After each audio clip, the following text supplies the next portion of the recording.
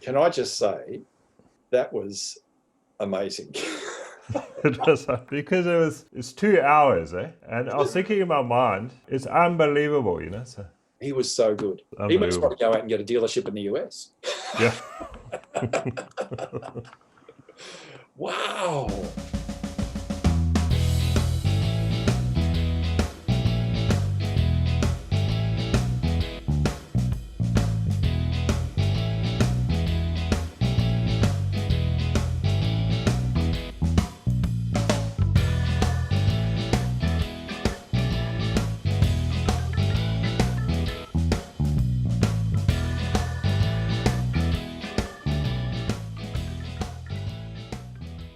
Hi everybody, welcome to Talking Automotive with Mark and John. My name is John Sinclair and my co-host Mark Palavestra. Hi John, today we've got an amazing speaker. We've got David Kain from Kain Automotive in the US. David is an industry oracle when it comes to all things dealer retail and shares some amazing insights. He's a guest speaker at AADA, and our dealers, when they go across to NADA, often catch up with him. So he has got some absolute gems to share with best practice, what's happening with COVID, and how to sell more cars and have that great customer experience. Mark, this was absolutely fascinating discussion. It's 2 hours of real value in terms of how to sell cars. And he covers everything from dealer websites through the whole digital space, how to present your cars and that, some fantastic stuff.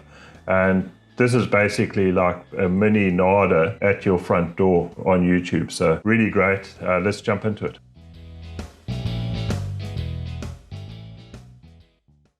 With 30 years experience in auto logistics and state-of-the-art locations in 5 major Australian cities, Precar Fleet Services is an independent division of Precar Services, offering specialty fleet fit-outs for commercial applications ranging from simple tray and tow bar fitments to fully bespoke service body and accessory installation. With quality-assured safety, compliance and standardisation of vehicle builds, Precar Fleet Services are a premier all-in-one solutions provider for commercial vehicle fleet operators, leasing companies, and original equipment manufacturers. For further information on how Precar Fleet Services can assist in solving your commercial vehicle fit-out needs, please visit precar.com.au and click on the link to Fleet Services. Well, David, thanks for coming along the show. It's a real honour and privilege to have you on our show. I've been following you a bit with the work that you do, and it's super impressive. I can see how so many people learn a lot from you. Thank you. Your experience in the business, and I see there's so much that we can learn from you in what you do, and we'd love to collaborate with you and promote what you do so people can use your services more, because there's really a lot of value that you provide to the industry. Well, thank you. I'm certainly an open book, and I was talking to someone earlier today, and I think being from the state of Kentucky, it really gave me that humility. We're not a cool sounding state like a New York or a Colorado or a California. We just became very giving, and kind of that whole concept of pay it forward is just second nature, and certainly that's how we were raised to do that. So David, thanks very much for joining us. It's a great honor to have someone of your caliber on our show. We've been really excited leading up to this and to get a good understanding of the American market, because as you said, a lot of our dealers go across, and even representatives from the OEMs go across to what we've said as NADA, and they have a lot of fun there and they learn a tremendous amount. So that, to Mark and I, is this is our NADA event, learning about the American market and sharing some of that experience back with our dealers and our listeners. So it's great to have you on board, and we appreciate your time. Welcome. You're sure welcome. I am a learner. I think obviously you gentlemen are learners, and anytime that I walk into any kind of environment like this, I like to keep my notepad handy. It always cracks me up. I'm a trainer by my vocation at this point, but oftentimes I'll walk in and you'll see employees at dealerships or even at the manufacturer, nobody will have a notepad or a pen and they're not taking notes on their phone. And I've got a pretty good memory, but it fades as you age. And I love to learn. So I'll be making notes as we go forward, because I know you guys will share a nugget where I'll be like, oh, that's really interesting. And also what I've learned is every marketplace has something that's very unique. And I know that when I have traveled down to present to the AADA in Australia, you sit around in a communal table, and of course pre-COVID, you could sit pretty close and lean in and have a good conversation about what do you all do at your store. And I've also been able to go out into your marketplace in both Melbourne and in Sydney and visit with some of the retailers and learn some of the unique differences, and they are considerably unique. I look at the proliferation of brands in Australia versus what we have in the US, the agency model that's starting to show up, whereas we're very focused on the franchise automobile dealer, and only one manufacturer has really cracked the code, Tesla, to go direct to consumers. So I think there's a lot of unique differences between our markets, and I'd be glad to share any and all of them. Well, David, I'm keen to ask the question. So how would you describe the US new car market? What was it like pre-COVID? And what's the effect with COVID? Sure. So as you can appreciate, it's a 100-plus-year-old franchise system. And I've been reading a book about Alan Mullally's time with Ford Motor Company and how he came in and changed the business dynamics. And through the reading, I've read a lot about Henry Ford and what his focus on was, and his competitive drive against General Motors and some of the other players. But here we go into 2020, and what's crazy about 2020, and I know it probably happened in every market, is we equate it to eyesight, and we say if we have 2020 vision, very clear, concise, we can see very wonderfully what the future is going to be. So we tick over into 2019. We're shooting our fireworks and everybody's all celebrating. 2019 was another good year for retail automotive, 17 million plus units. Every manufacturer is nip and tuck trying to close every cell and get everything done. But then if you go back to 2019 and you peel back the layers a little bit, it was a good year volume-wise, 17 million units. But what we see is there were about 3 million units that were wholesaled to some degree. I know it counts as a fleet sale, but through rental car companies. And so that drove a lot of the business dynamics, and it caused some level of frustration for dealers, because dealers, everybody's competitive and we all want to feel really great about the industry. But at the same point, Ford wants their brands and their models to be number one. GM, Toyota, all of them are out there fighting it out.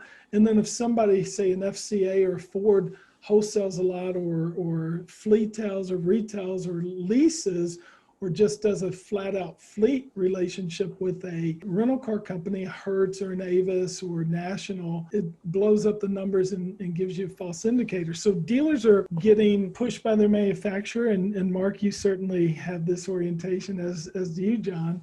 Business is good, you got to be getting your market share, and dealers are like, well, when I talk to my buddy, it's not as good. We did good in 2019, but we're expecting 2020 to be a better retail year. So January, February, we're knocking the socks off. Most markets were really clicking at a really good rate. Inventories were up. Dealers' optimism was up. Stock market was up. Everybody's feeling pretty good. Used vehicles were strong, so it made it really easy for a dealer to take a trade-in and put them into a new vehicle and still be able to retail out at a good profit level. Additionally, the crazy thing of it is we sell all these vehicles new and there's no margin.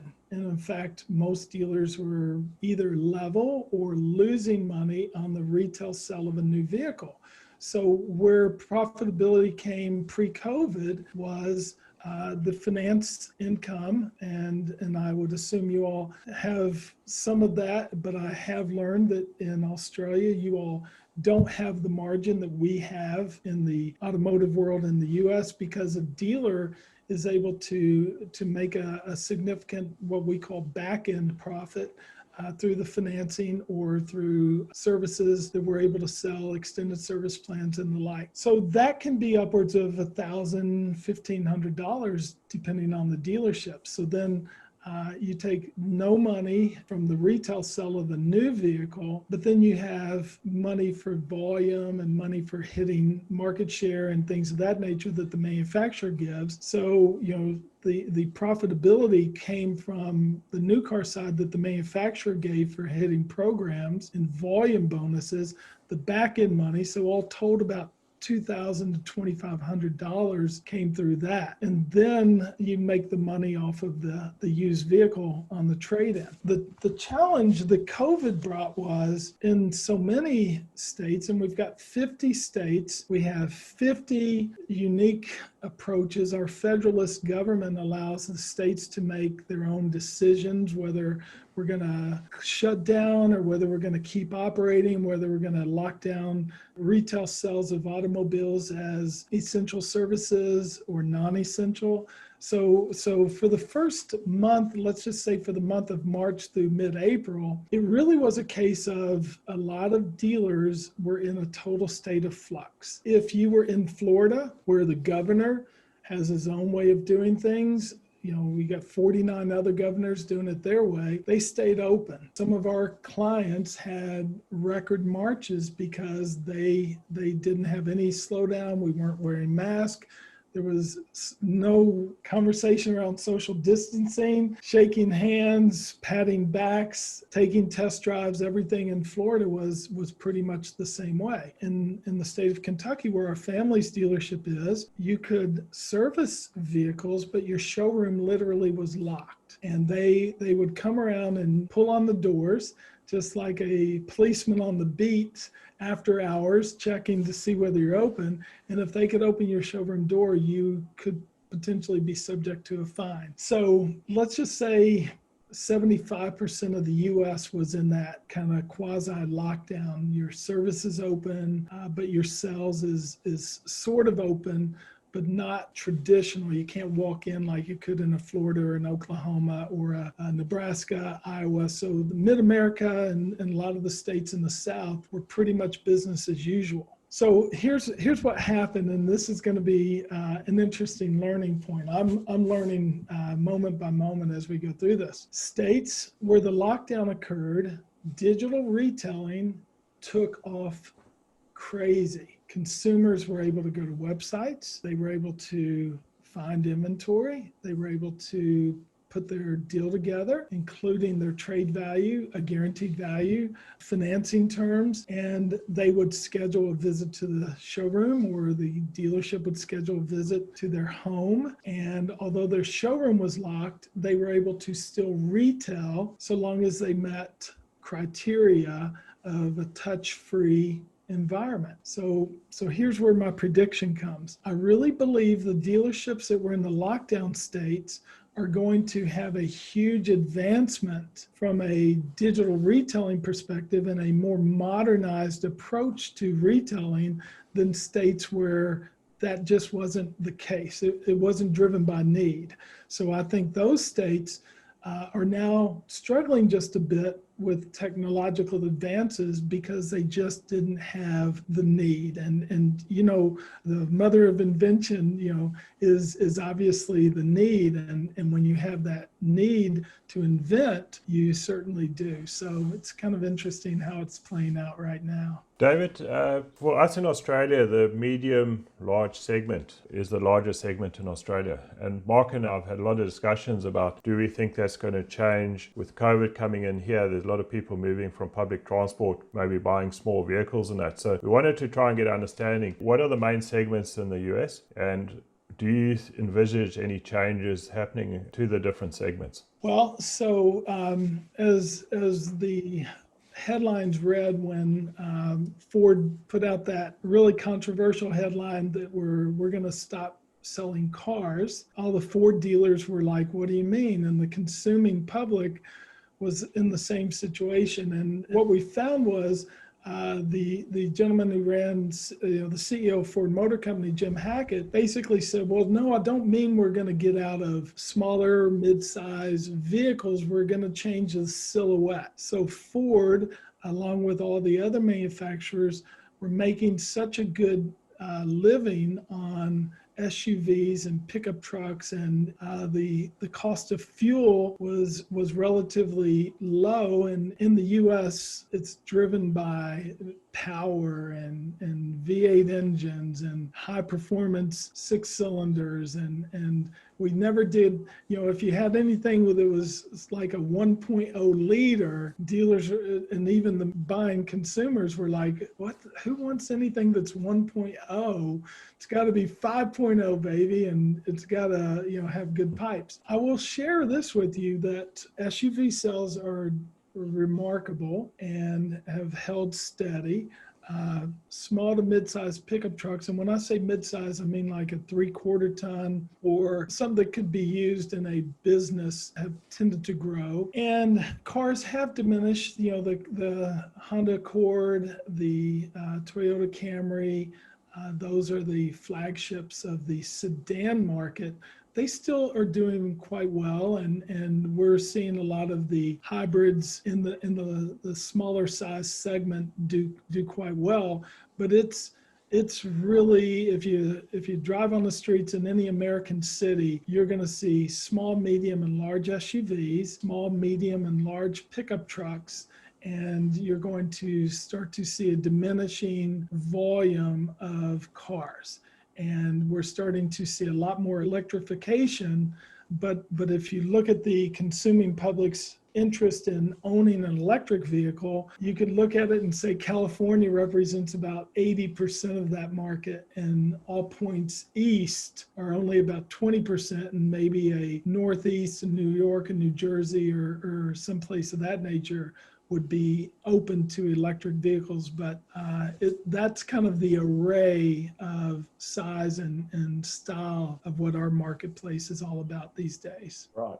And how long do customers keep their cars for, David? What would be the average length for a new car owner to keep a car and then turn it over? Well, so the average age of the American fleet is 11 years. So that doesn't seem compelling to me, because if you look at the sales rate, but 300 million Americans, probably 150 million are capable of driving or driving age.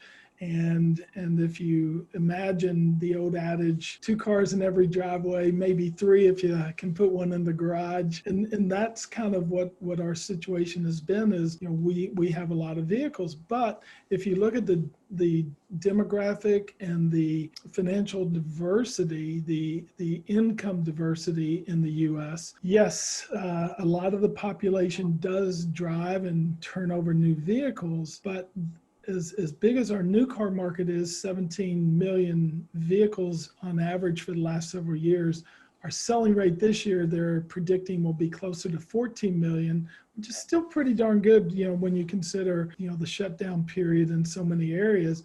But there's about 50 million, 30 to 50 million, depending on what you count, for used vehicles. So we have a monstrously huge used vehicle marketplace, and those can be anywhere from 15, 20 years old to relatively new 2017 to 2020 models. So it's an interesting marketplace. That's amazing. 30 to 50 million used cars versus 14 million or even 17 million used new cars. Yes. Because our market here is around about double. We're 1 million cars on average, and the used car market's about 2 million turnover. Really? So that's an impressive. I can see why being a used car dealer in the US would be very good news. Yeah, and it's interesting because my background is always franchise new, but if you drive through any US community, the proliferation of independent used car dealers is remarkable. And something that we probably should talk about is the Carvana, the CarMax, and these huge retailers that are really starting to encroach on favored territory of the new car franchise dealer. Because as I pointed out earlier, it's great to sell a new vehicle, and that's been a challenge profitability wise, but the used vehicles where you'll make all the money and then you get to handle the financing. And when you have encroachment from CarMax and Carvana, and then let's just say you go to a dealer auction, maybe 1,000 vehicles are coming through the auction.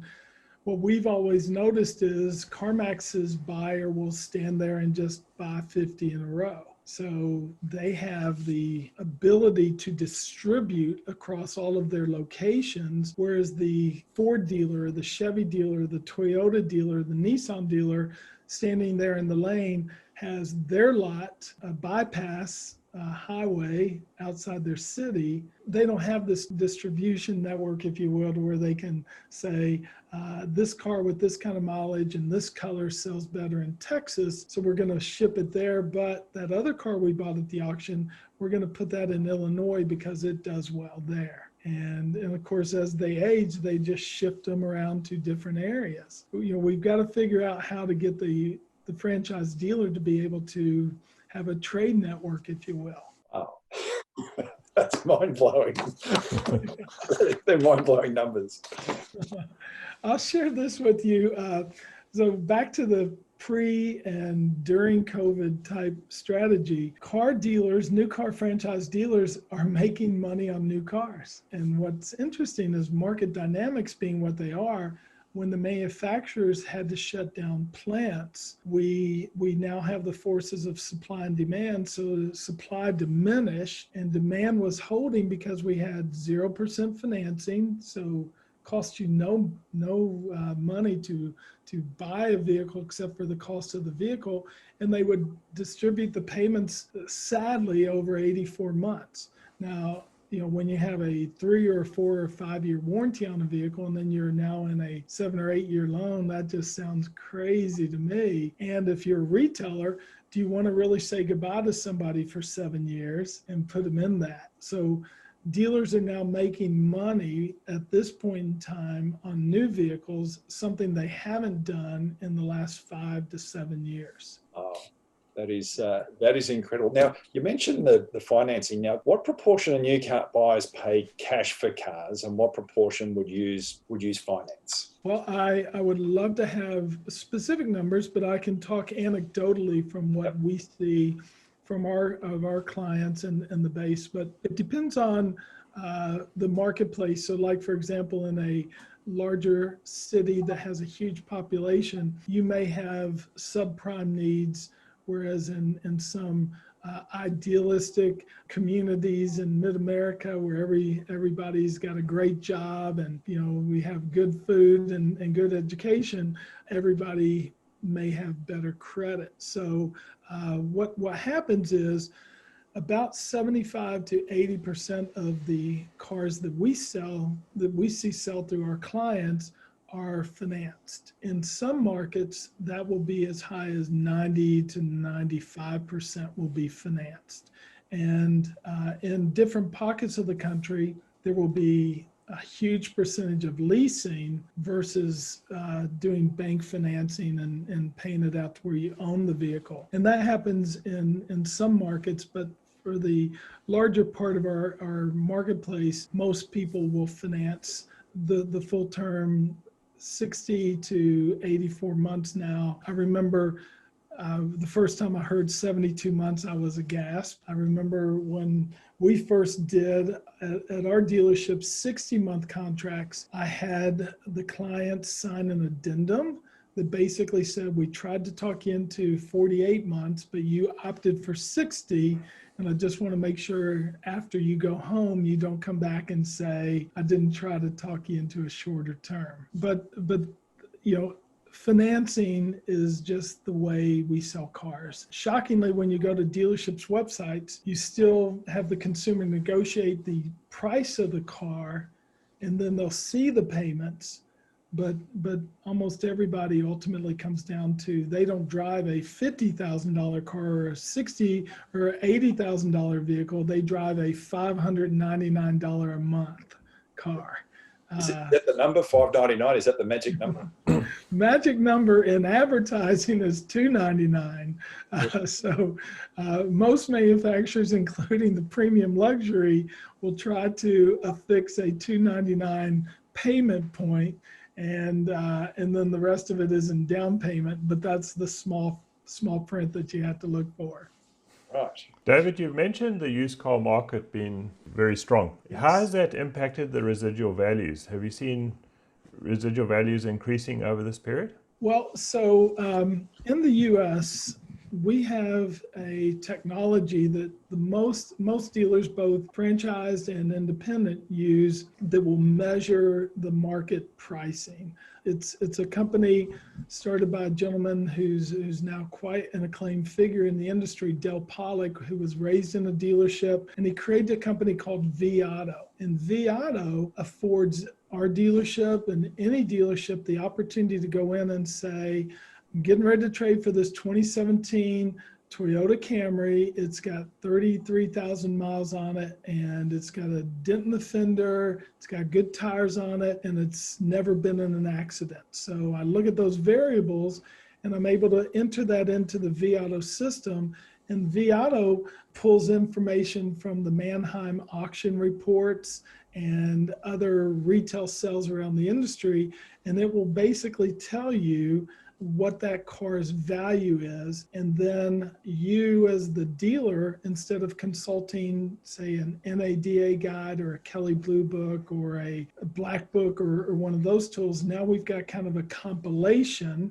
So we've got the auction data, we've got all those books, and now it's not so much guesswork as to what the value of that vehicle is. So we're able to step up, if we will, and it's back from what it would retail for is what the vAuto process is all about. So it affords a retailer to sit there and say, well, I might not have the margin, but if I can turn this unit quickly, and that's really what our market has turned into, is we look at used vehicles as a commodity. I remember we used to trade for a vehicle. It might be an orange truck with big wheels and tires, and we'd say, whoa, that's a really cool one. I'm going to use that for my demo for a month or two. Now it's like, no, let's sell it in the first 15 days at a good profit.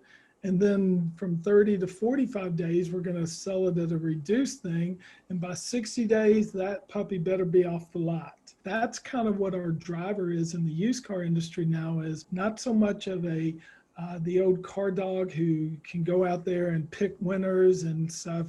Now it's more of a science to the success when it comes to used vehicles. And I know that's kind of a complicated presentation of that, and I've kind of lost what your original question was as I went through the explanation, but hopefully we can come back and address it, precisely what you were looking for. Now, David, I'm keen to ask about, we talk about the franchise dealer model. In Australia, we have, most dealerships would be multi-franchised.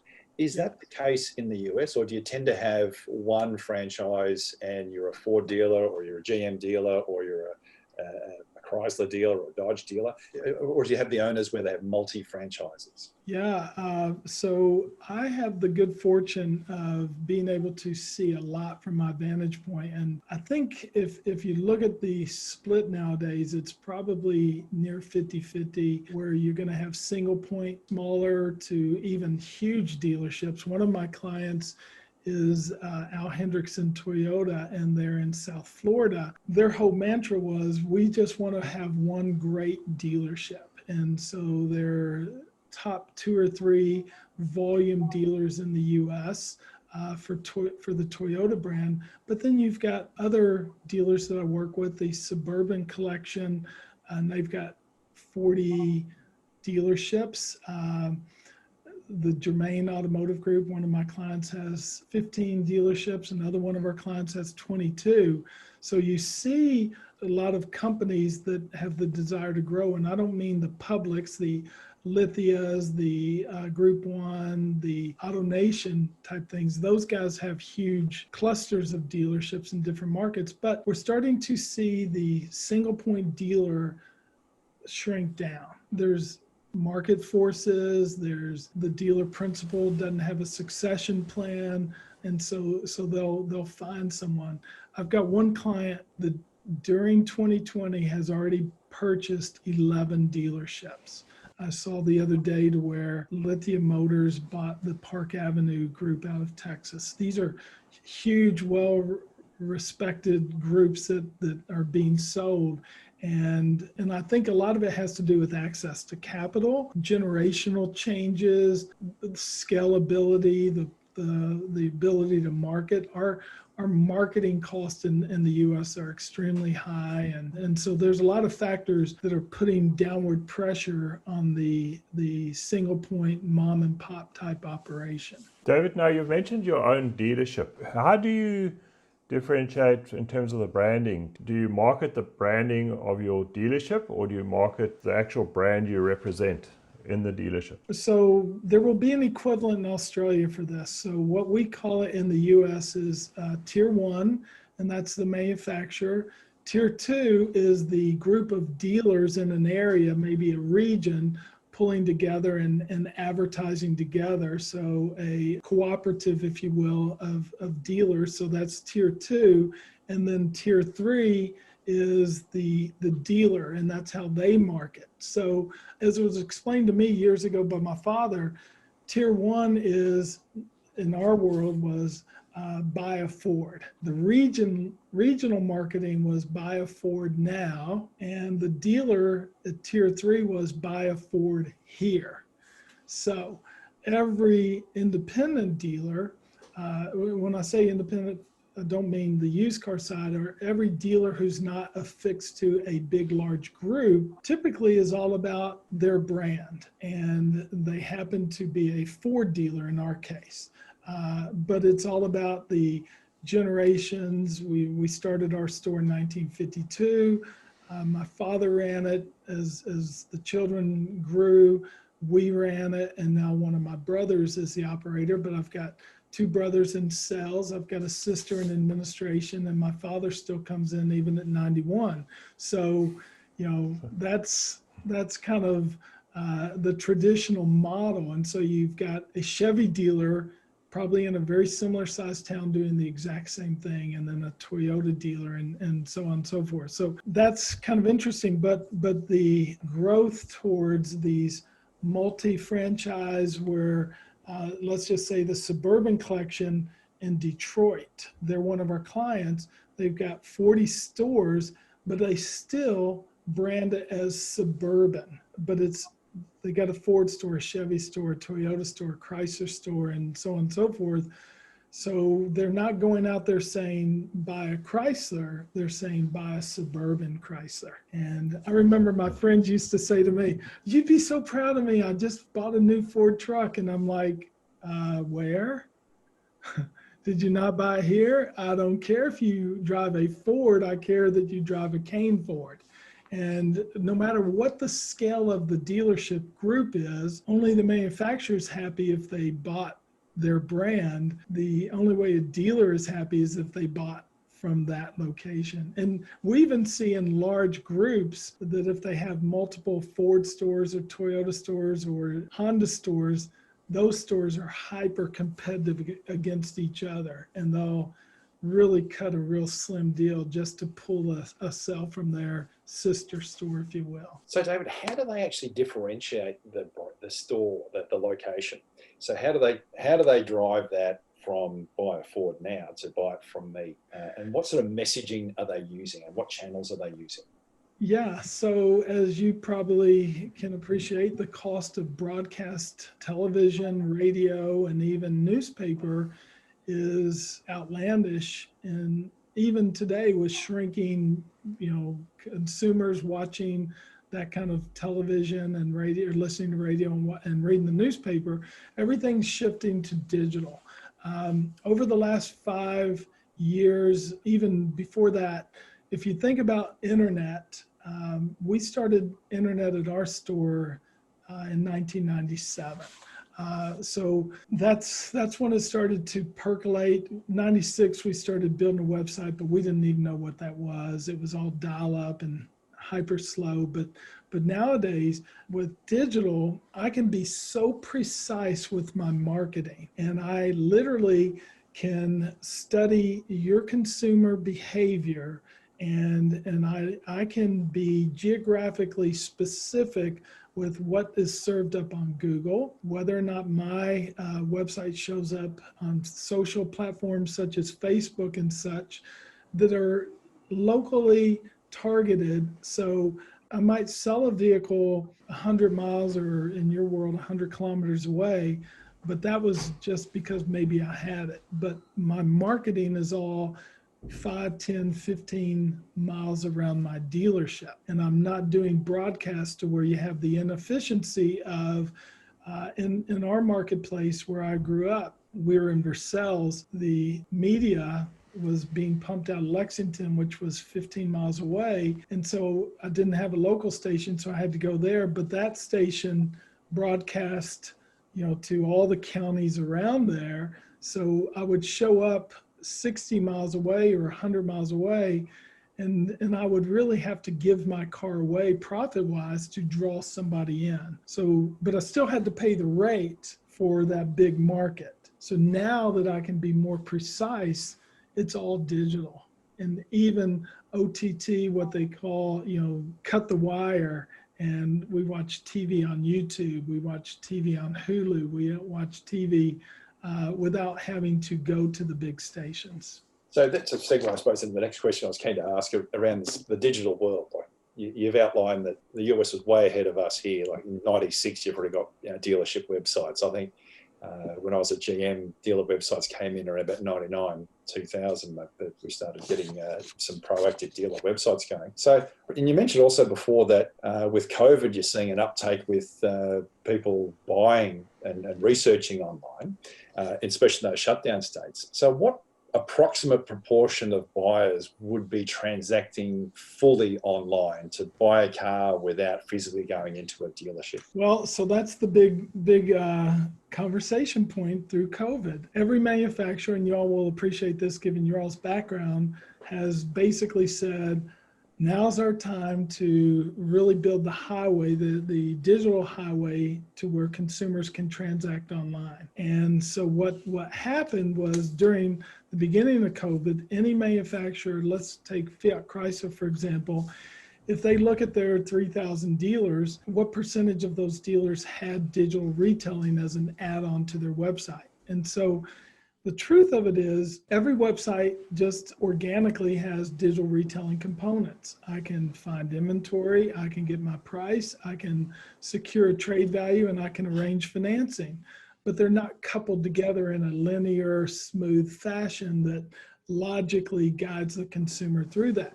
So we went from maybe 10% of dealers having a real strategy for digital retailing to where nearly 100% of the dealers, driven by manufacturers pushing and incentives, and we didn't know how long we were going to be locked down. So a lot of dealers were like, we got to do everything transactional online. Here's the real issue, though. The states still require wet signature on odometer statements. Some of the banks require wet signatures on financial documents. So 0% for automotive retail are done completely online. There's always some level of wet signature required. And there's a trust barrier, both from the consumer side and from the dealer side, that someone could fraudulently represent themselves as someone else. So, you've got the fear of, your identification being fraudulently used online. So dealers are concerned about that. So what we're finding is everything's a hybrid, and less than 1 to 3% where the consumer goes literally all the way through the digital aspects of it, and they show up to the dealership with the expectation that they might have to sign one document and then leave. Here, let me give you a real life comparison. So my colleague at work, Steve Purdy, worked at Tesla, and his wife's Tesla had achieved a point in the lease to where he could move into another Tesla. So he sold his other vehicle to a wholesaler and got a good price for that. Then he arranged his deal online with Tesla. He shows up to pick it up from the showroom. They unlock the vehicle. He has his paperwork in there. He signs his odometer statement. He slides it through a slot in the door. Everything is checked over. He gets his copy. He and his wife get in the vehicle 15 minutes later and see you later. He then, the same month, wife gets a vehicle, he gets a vehicle, right? Makes sense. That's kind of how relationships work. And I've been married 35 years, so I understand that. So he wants a Ram pickup truck. He goes to the Ram dealer after all the back and forth online, and it takes 3 hours to finish the transaction. Wow. It's brutal. The average time in a showroom pre-COVID was 3 hours. We're nearing, open showrooms and the traditional, we still have masking and social distancing, but nobody wants to be in a showroom 3 hours without a virus. And especially with a virus, my God, what are you making me spend that much time for? So what we're seeing is, and what we're asking our clients to do is, don't change anything, but measure how long it takes by the time Mark or John walks into the showroom to the time they drive off in their shiny new vehicle. And at least have this awareness, because we tend to think that it's sweet and easy, but it's not, even if they've been online. So this concept of digital retailing, it's a great theory, but in practice, it's not happening near to the headlines that you're seeing from a reasonable standpoint. David, continuing on for that, what I'm quite interested in is, can you share with us what some best practice is from a digital perspective, especially around website design and how dealers really attracting customers to their website and what sort of transactions, appeal to customers? Good timing, because just today, I interviewed a young lady who is the first CEO website builder in the U.S. for automotive. And her company really is all about that ease of consumer experience online. What they crafted was a mobile-first design, whereas most website providers to automotive, and we've got maybe a cluster of 5 that are huge competitors. So you have 20,000 franchise dealers, not 20 million. So these companies are shooting to get a good market share. So some will have 8,000 dealers, some will have 7,000 or 5,000, and it's split up around 5 to 7 companies that do that. They've got such a huge market share, and their relationships with the manufacturer are such that they're not as innovative as they could or should be. So there's a design concept that's something I've really focused on for years, and it's great. There's a fellow wrote a book called Don't Make Me Think. And if you think about it, if I go to a website and it loads slow, I get very frustrated. So the site needs to load fast, and as soon as I get there, I don't want to think. So if you think in terms of your website design, if I'm a dealer watching this interview, I would go to my website and I would do a couple of things. I would get a friend or a family member to sit at a computer or on their mobile device and go to the website and click around and ask them to talk out loud and to say, give them a chore. Go look at a mid-size SUV and get the price on it. Go to the website and look at your current vehicle's trade value and see what it's worth as a trade. Go to a website and see what the financing terms are. Go to a website and schedule service or buy an accessory. What you will find is a high level of frustration from anybody who's not in automotive. And that's why it's so unfair for you or Mark or I to go to a website, because we're oriented. We know what the term inventory means, but a consumer doesn't know what certified pre-owned means. They might not have seen the BMW ads. They don't know what the term pre-owned even means. So if you go to Google Trends and you type in pre-owned vehicle and you type in used vehicle, the search for used vehicle is way up here.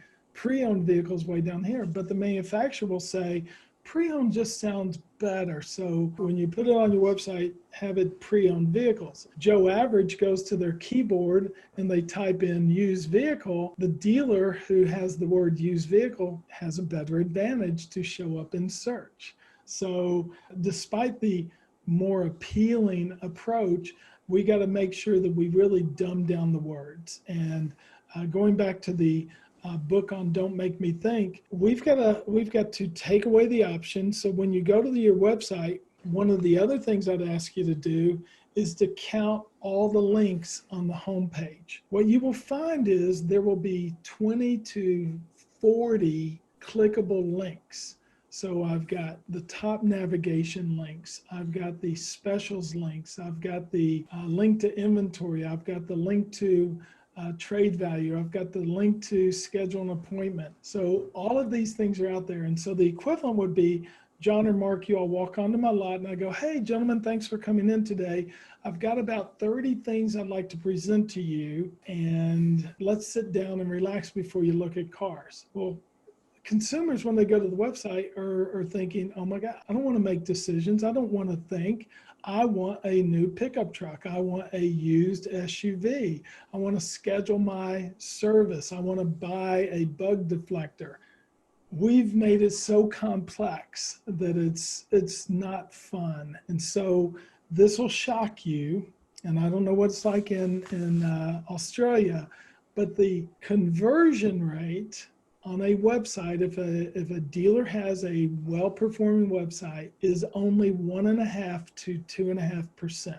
To give you the other side of that, that means about 98% of people that come to your website don't ask a question, don't call you, don't fill out a form, don't give you any indication that they're interested. So we have this term that they call bounce rate, and a lot of people will come to your website and they'll bounce off. So website providers, search engine companies will say a 35% bounce rate is about what you should expect. Well, what that means is if you go to the website and you bounce out really quickly and you were delivered there by Facebook or Google or Bing or one of the search engines, that the consumer landed at the wrong place 35% of the time. All right, 65% of the time they'll hang around. Is that good? And I want y'all to just think about that logically. Wouldn't I want to have a 0% bounce rate? Wouldn't I want my marketing to be so efficient and so aligned that nobody who came to the website would leave within the first two minutes or so? And it depends on the gauging, what goes into bounce rate, whether they have to be there 30 seconds, 60 seconds, or whatever. Most of our websites are horribly ineffective and horribly inefficient. So when you think about design, run it through your mind, don't make me think, and count how many links and how many micro decisions you're asking the consumer to make. Now, I don't know what it's like in Australia, but Google is where about 65 to 70% of US consumers start shopping for a car. If you go to the Google website in the US, you can do one thing: search. You don't see 40 links. You don't see 10 links. You don't see 5 links. You see one place to type in what you want to do, and you search. And that's where we want to get our clients to go, is make it so efficient and so easy that the consumer, when they go there, just does what you need them to do. Look at new cars, look at used cars, schedule service, buy parts and accessories, and maybe ask a question. But we've gone crazy with website design. And it's so over the top, it's incredible. So complexity, would it be fair to say complexity is the enemy? Dramatically. Yeah, and particularly when you're dealing with a screen this size. So, I'm on a 27-inch monitor right now. I see you gentlemen, you're real big on my screen. But when I'm dealing with something this size, you better make it really easy for me. So David, would it be fair to say then that a good dealer website would be maybe some images of some cars or automobiles or pickups, and a nice big search box in the middle? Yeah, and not surprisingly, we're starting to see a migration towards that. So tools that the viewers of this program should consider are, and not relying on your website provider to give you this tool, but I would recommend you go outside your provider and subscribe to services that will do heat mapping. And the heat map is the tell of the tape. It affords me the opportunity to audit my website designer and say, you said to do this, but when I go to my heat map, nobody is doing that. All the heat is coming from the left side of the screen up near the top. Why did you have me add all these other things down here and make it more complex when they're not going there? So, we've got to let the data guide those decisions. Wow. Some pretty powerful revelations there, David. Now, another question I was keen to ask, as a former sales director in OEMs, one of the biggest pain points for me was always lead management and response times to when a customer or a prospect sent an inquiry. What are the response times and what's best practice in the US? Yeah, so what we found is, and I'm going to give you some numbers to kind of think on. We teach a concept that says respond within 5 minutes and stay in touch forever. So if I've written a check to a provider of a lead, and even our own website, we have to write checks to the website provider, the search engine provider, and maybe the company that does the photos and the descriptions and the trade valuation and the chat bot and all the other things that are in there. So I've got a lot of expense even tied up in my own website. But if I use a third-party company, if I use for used vehicles and for new vehicles, I've got a cost of leads. Let's just say it's $25 US. So I've spent $25, and if I'm an employee at the dealership, I know that the race is on as soon as I receive it. It's myself plus probably 2 other dealers have the same opportunity. Maybe not the same brand. Maybe the Toyota store gets it and the Hyundai store or the VW store starts chasing it. But we've got 3 competitors going after just one buyer, and only one's going to win. And so what we've got to do is be first. So a concept that we teach is be first and be best. This is stunning. And when you think about it, and you can do the research yourself, 78% of consumers buy from the company, whether it's automotive or otherwise, that engages them first. So if everybody is responding in 20 minutes or more, you just respond in 19, okay? So how do you know what your market is? It's easy. Mystery shop your competitors and find out how quickly they engage, and then just be a minute or 30 seconds faster on average, and you're going to be that first responder. But from a lead handling standpoint, there's other variables to consider, and we've studied this a lot in the US with our clients, and I've not written a study on it, but I'd like to very soon. If we receive a lead that does not have a phone number and it only comes in with email and no phone, no ability to text, the close rate for our clients is less than 1%. Now, you can sit there and say, well, that's because you can only email.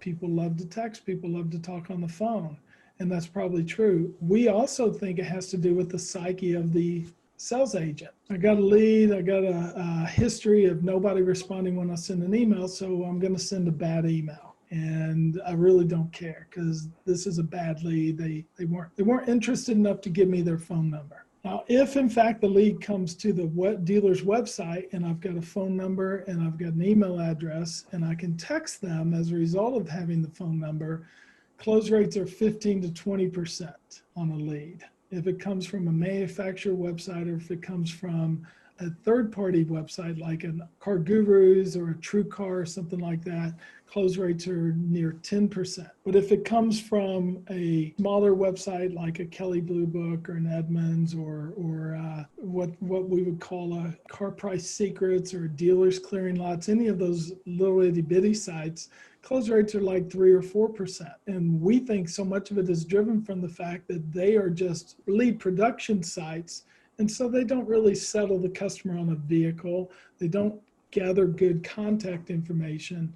And so, the dealer has to work with what they work with. So be first, be best, respond within 5 minutes, but also want to share this interesting statistic. If you call within 1 minute, you have a 391% greater chance of connecting than the standard, which is to respond in 1 hour.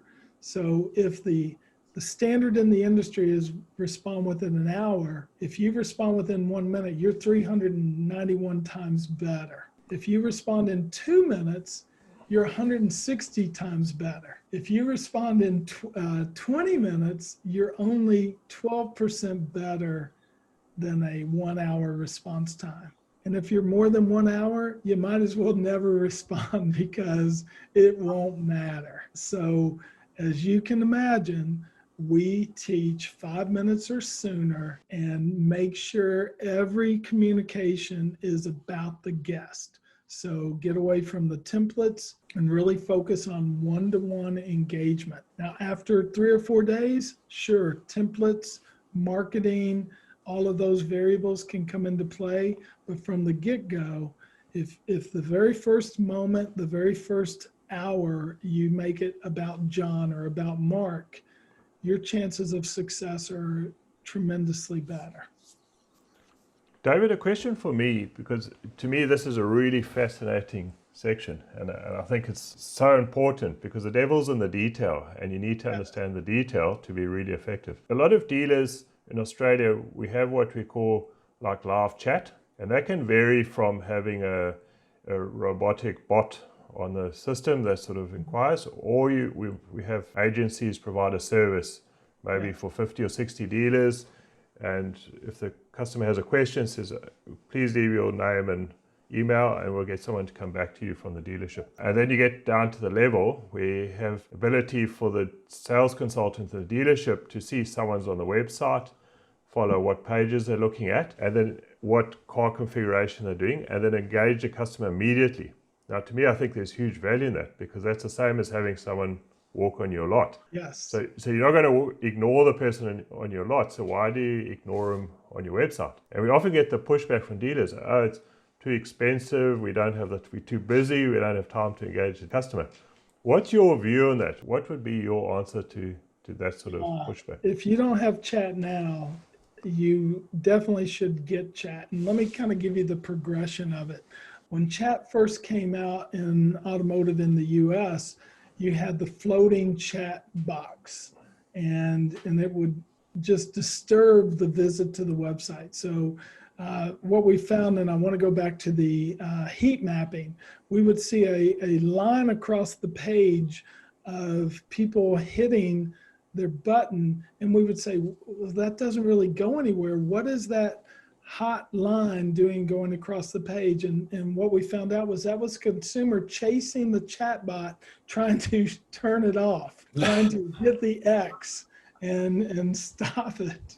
It was so irritating. And so now what has happened as of late, chat and text resides on the side, at the bottom, and it's omnipresent. It might pop up at the beginning, but when you exit out, unless you go to the next page and then it revives, most consumers find that an unattractive approach. So what we would rather do is on a vehicle detail page, you have request a quote perhaps, contact the dealer by phone, or text or chat. The reason why I love text or chat is I go back to my days walking the lot selling cars. People would come during their lunch break at the factory, Texas Instruments, the big factory in our hometown years ago, and I would chat with them on the lot. I would give my business card. After a week, 2 weeks, I got to know them, and I'd say, hey, Mark, good to see you back in here. Getting closer. Next week, I might test drive. And then a month later, you're driving off in a brand new vehicle because I chatted with you. I didn't every stop say, Mark, come on in, let's go in and work a deal. So what we're finding is dealerships that understand that criteria and they truly have their team acclimated to, let's provide a service, let's chat it up. Let's not try to close to an appointment. Let's just provide help, build a reputation. And then so John has his time chatting, David has his time, and Mark has his time chatting, kind of like on the point. That's the strategy that I would encourage any dealer to do.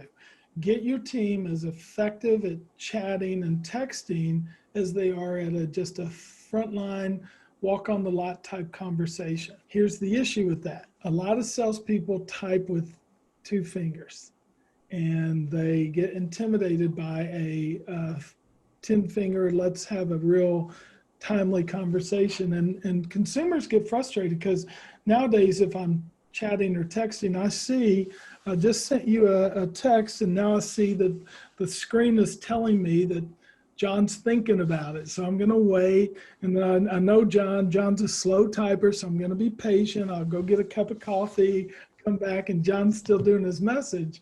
But I know John. But if I don't know you and I'm just chatting with a dealership and it's taking 2 minutes, 3 minutes, I'm going to abandon it. So what we've got to do in dealerships is we've got to make chatting and texting so efficient and really connect the fingertips to the mind of the great salespeople or great product advisors to where they can really have a real-time conversation, a fun conversation. Whoa, boy, that's a great color. I love that. But here's what chat is in the US. Thanks for chatting with our dealership, John. May I have your email address? May I have your phone number? May I have the correct spelling of your name? I'm going to have someone reach out to you. So you get through with chat and you're like, why did I give all that information? Because I'm no further along than the 3 to 5 minutes I just spent here chatting. That's a bad consumer experience. And so what we're teaching our clients is make sure every sales team member is an efficient chatter. And if they can't be, sure, bring in one of those companies to do it, but hold them accountable for a friendly, real-time type of chat as opposed to just trying to get the lead. No, it's a really good point that, Absolutely. Now, a question I was keen to ask is once again, getting back to the sales 101 side of things, is how, in the digital world and best practice, how is inventory presented? And is there a certain, is there pricing? Is it feature? Is it display? What's the best way that dealers or the industry in the US present the inventory? So if you look at the website design, everything is around the look of the vehicle and the price of the vehicle. So search, if you will, is by make, model, and that's the default. And then what we're seeing in a lot of cases is we're having payment range introduced as a search function. We're seeing price as the huge indicator. If you go to AutoTrader, Cars.com, Car Gurus, most everyone uses the filtering to filter by price range. So I kind of know what I want. I know what I can afford. I know what the bank or what I qualify for. So that's kind of where I go. So vehicle and price are the huge leverage points on a website. And if you look at our broadcast media, if you listen to television, if you look at newspapers, picture of the car and price and payment. Those are still the three. And it's not, lifestyle. It's not, in a Ford Bronco, you're going to climb the highest mountain and you're going to be able to be thin and healthy and have this robust lifestyle. That's what the commercials tell you that the manufacturer puts on. But at the regional level and the dealer level, it's $399 a month. We have 200 to choose from, and that's really where the focus is. David, leading on from that, what are the main retail themes and campaigns? What do you find effective in the US? So price and payment at the dealer level and at the regional advertising level are really the levers. So whether it's a entry-level new economy vehicle or a premium luxury Jaguar, Land Rover, Audi, Lexus, any of those BMWs or whatever is in the market, almost all of them are going to be in a payment range from $299 to $599, and rarely will you ever see even the most expensive vehicle be advertised for more than $599 a month. So the $199 or the $299 might have $1,000 down or no down payment, and the premium luxury might have $10,000 up front, but they hide that in the details because what they're looking to do is to bait the consumer with the payment and then draw them down in. There's no magic, there's no science, there's no always go with the red car or angle the car this way. It's just, if you got a payment and you got a good looking car, you can hook most everybody. And that's still the nature of our advertising. And David, do many brands or dealerships use free service campaigns? And if they do, how's it received? Or what's the perception of free service? So as in free service, as in maintenance. Yep. So if you buy the BMW, you're going to be able to never have that additional cost. This is surprising. So my daughter bought a certified pre-owned BMW, and they didn't even tell her that maintenance was included at the delivery. So the certified pre-owned. But at the new car level, and we teach, this is what we do every single day, is we teach car salespeople, car dealerships, how to market online and how to sell vehicles to online shoppers. I can say with great confidence, in the last 17 years that I've been doing this, selling on the cost of maintenance or free maintenance is like zero. It's so low in the spectrum, despite the fact that it's really a nice benefit. I think when you get into premium luxury, Audi, BMW, the Jaguars and cars of that nature, Mercedes-Benz, you're going to see people say, well, I would buy one, but I'm afraid of the maintenance cost. And then it enters into it. But if you're buying a mass market Toyota or a Honda or a Ford or a Chevrolet, it's a nice to have, but it's not tip of the tongue salespeople saying, oh, by the way, maintenance is included. So David, we also find a lot, we have the guaranteed future value, and we use that as a hook for customers. Yes. Does that work in the US? Well, so to kind of give you a historical perspective, when I started in management around 1986, 87, Ford Motor Company introduced what they marketed as the plan, which was a 2-year lease program. And I still can remember, John, I'd walk out on the lot and I'd say, hey, welcome to Kain Ford. My name's David Kain, and your name is, and so we go through that little pleasantry, and I'd say, are you here about the plan? And you'd say, the plan? And I would then rebut and say, it's Ford's new way to where you can drive a car for 2 years without any risk of the value dropping or all your maintenance covered. And then you can make a decision whether you want to continue buying it after 2 years for a guaranteed future value. But don't worry about that. We'll talk about that later. Let's go look at some new Fords. So we'd drop in the mind of the consumer right there at the greeting, but we sold off guaranteed future value back in the late 80s, early 90s. We got so good at our dealership that over 50% of our new deals were what we called short-term leases, 2-year leases. Ford then started getting, to where they were trying to mess with the actual cash value at the end, the guaranteed future value. We got a lot of players in the marketplace. Market changes occurred, and next thing you know, guaranteed future values were being pumped up. And then after 2 years, the value was, say, $10,000, but the car's value was $8,500.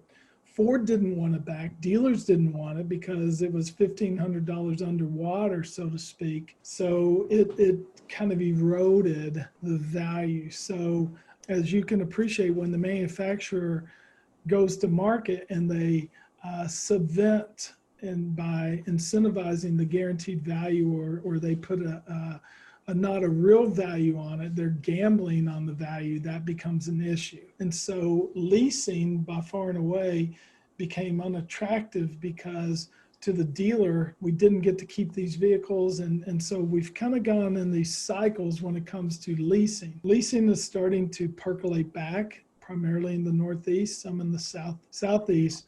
But to a large bit, the consumers are totally content with traditional financing. And we rarely hear the phraseology guaranteed future value unless the consumer came in one of those competitive markets and they were concerned about what the value was going to be at the end. So with finance payment, is finance rate, you mentioned earlier in our discussion that there was 0% finance. Is there a focus on the interest rate from a consumer perspective? Is that a marketing story that is used in retail? It is.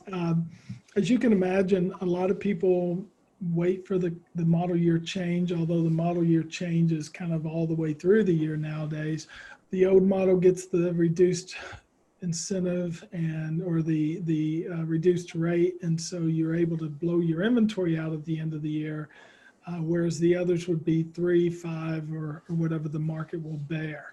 Manufacturers have learned that if you can sweeten the message with a low interest number, the term's not the attractive part, but what's attractive is the rate and the payment. And they'll say, it's not as though everybody's sitting there going 0% 84 months. They're saying 0% and $3.99. It's not that good sounding to say, oh, it's 0% for 70, for 7 years.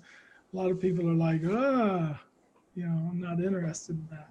Now, David, we spoke earlier about the competition between dealers, even of the same brand. Yeah. What does a dealer need to do to differentiate from those other dealers?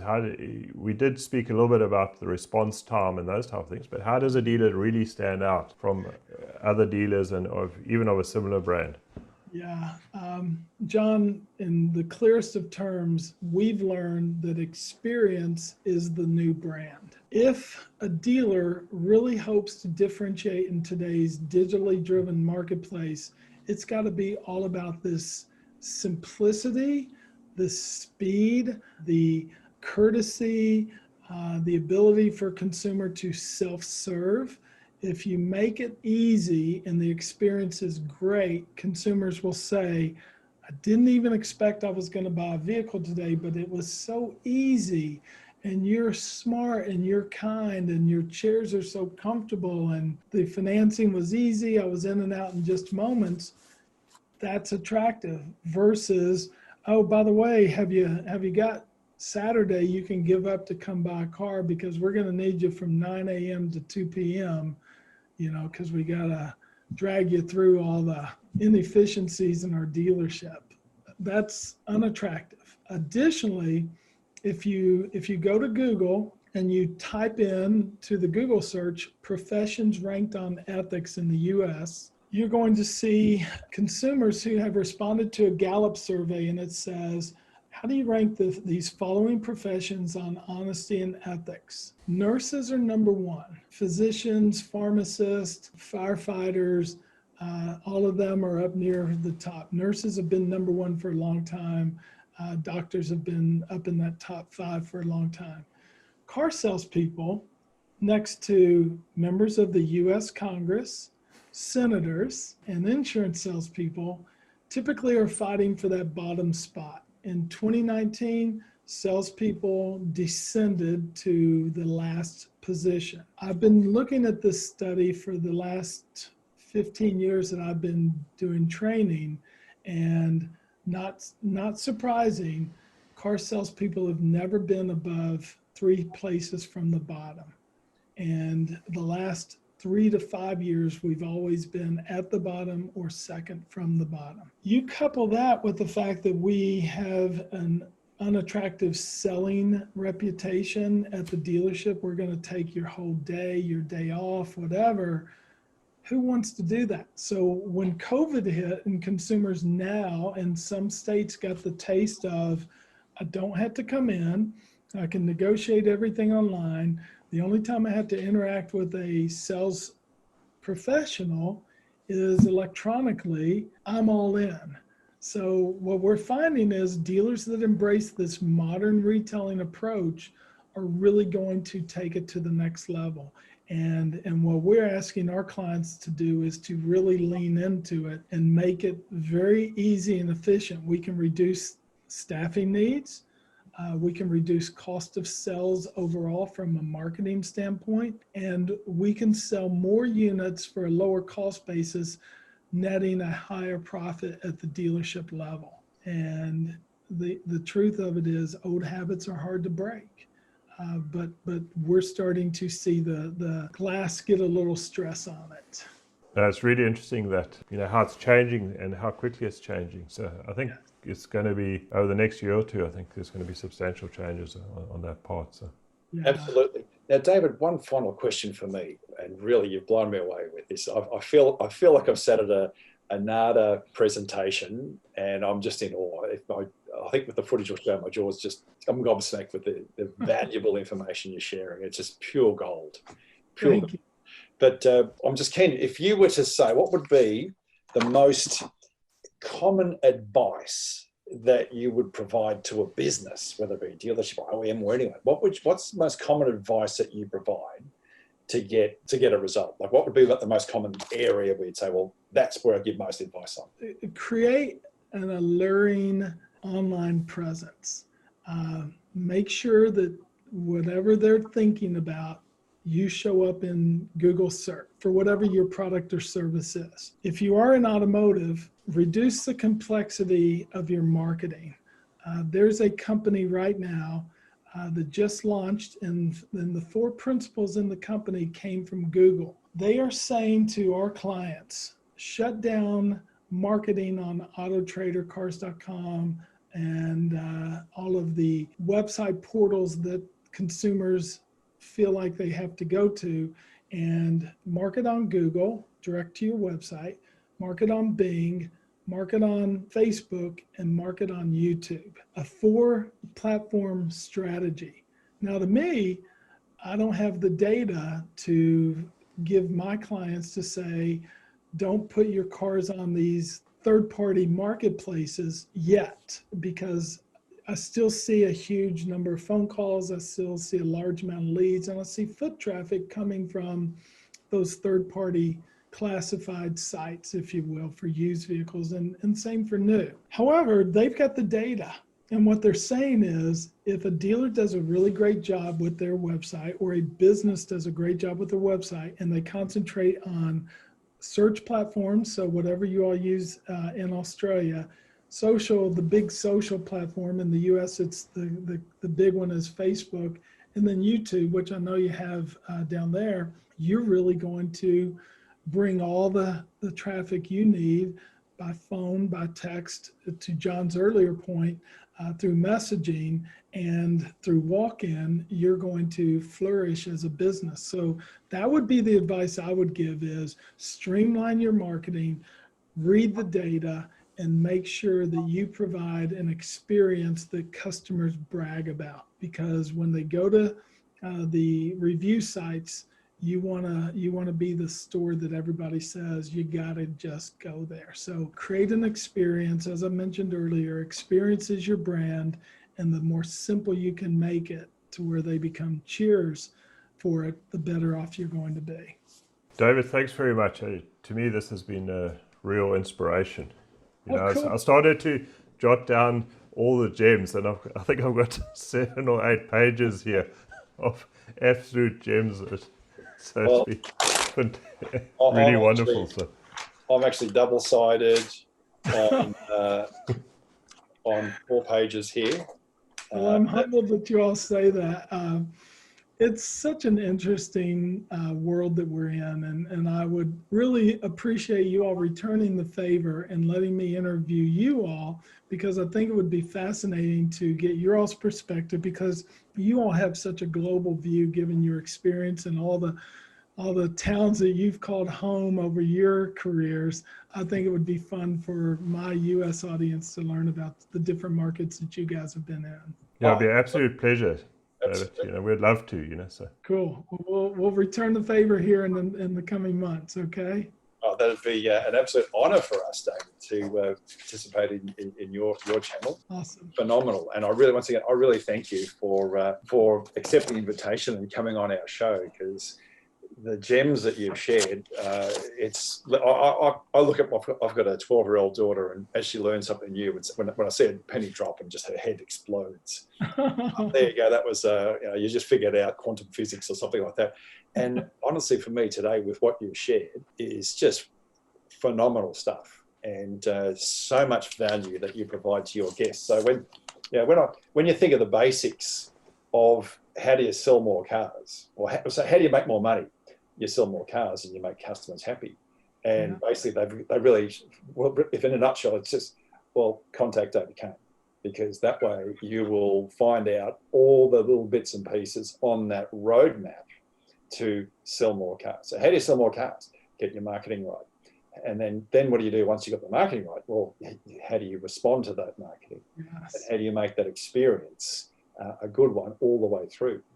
Yeah. So then you get a good Google review at the end of the day to say, that was great, that was easy, and you took away all the complexity that are barriers to doing a deal.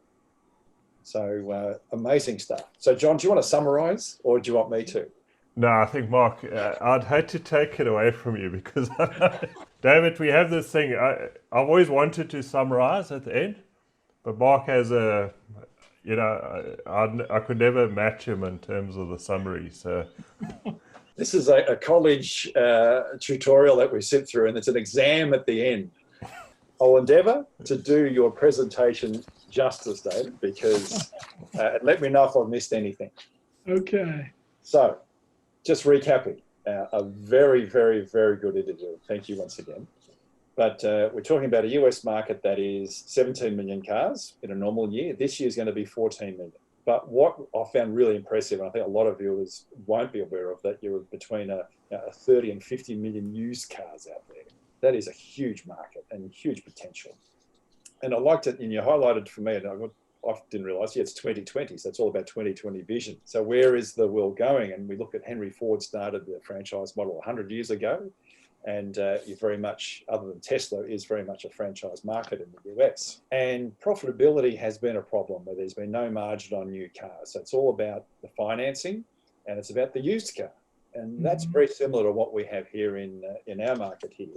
But you did say, and it's interesting that with COVID, with supply and demand factors kicking in, that margins were returning to new cars and prices actually went up. We've actually seen the same thing here because of supply lines. Everything's imported, so it's taking a lot longer for cars to turn up from the overseas markets. So profitability has improved. But we've had a problem here where finance penetration and finance margins have been eroded through government regulation. So it's getting back to making money on the metal and other actions. Sure. So the COVID problem that you shared with us was that the states that had lockdown developed digital technologies and enhanced them ahead of the other states. And those states actually have done well. And you foresee will come out of this because they've already conditioned their audience, or the market is already in that frame of mind, but they've now got the tools to give that seamless transition through. However, there are still the wet signatures that you need to have that cause a few glitches in that process, and that may change. So interesting that people keep their cars for 11 years. That's 1 year longer than we have here in Australia. But those valuation tools that they have online, where they can actually go and when someone puts their trade in, which is a big used car market to be a part of, they can make accurate trades and sell those out and sell a good car within 15 days, but make sure you clear it out by 60. You don't want that used inventory after 60 days. That's all about commoditizing the used car. Now, it's interesting that you said 50% of the dealers are single point dealers, but they're decreasing. It's all about the groups getting bigger, and succession planning and access to capital is an issue there. But I love that one we mentioned about the 3 tiers of marketing. When we talked about marketing, it was buy Ford now is the second tier, and third tier it's buy Ford from me here. So, and they're the critical pieces to understand where every piece of that marketing chain fits, and the messaging, because there are 3 different messages. Buy the car now, but buy it from me. That's the important bit and the transactional point. The other bit was the simplicity, and don't get too cute with words, because people use Google search, and the whole website, when the digital journey is with all the buttons, and don't have too many buttons on your homepage, have a nice easy search function. And I've been one of those brands that got outsmarted ourselves with the used cars, because we like this pre-owned thing, because there's a stigma as an OEM about used, and everyone thinks used is uncool. But used is bigger than new, and it's okay to be used. Yeah, absolutely. And that's where there's a need, I think, for OEMs to move away from this pre-owned and certified, because it's like, well, certified means you might end up in an institution somewhere. So these are the sort of stigmas that we often forget as OEMs. And that's the chat process that you talked about. How do you win? How do you sell those? How do you respond quickly? Because you've got to respond within that time frame. So a quick response time, be first and be best. And it's that whole 5-minute response time. And if you can get there within a minute, you've got I like the number here because I wrote it down. It's a 391% better chance of connecting, and if you're after an hour, forget it because you're not even in the game. But even it drops down to 160% times after 2 minutes. So I thought that was a really important point. Be fast, be first, and be best when you do it. And with that chat, if you provide it as a conversation, not trying to close them here and now, but just provide help and be genuine. And and one of the points that I really made here was that you want to be responding to the person. The scripts aren't as important as the connection with the human being. Yes. So that connection is so important to then be able to get to the next step. I suppose it's a bit like being at a bar or a nightclub. So it's that whole connection. So there's many similarities there. The other bit about retail campaigns that I thought was amazing, where you said that the service programs they're just not compelling in the mainstream market. In premiums, they work, but really a mainstream buyer is looking at payments, price, and what the vehicle is from an inventory perspective.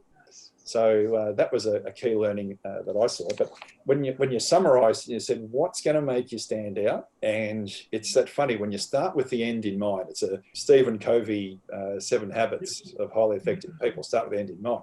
If the end in mind is a good Google review after someone bought, then the experience that you had, that you created online first, you didn't have complexity.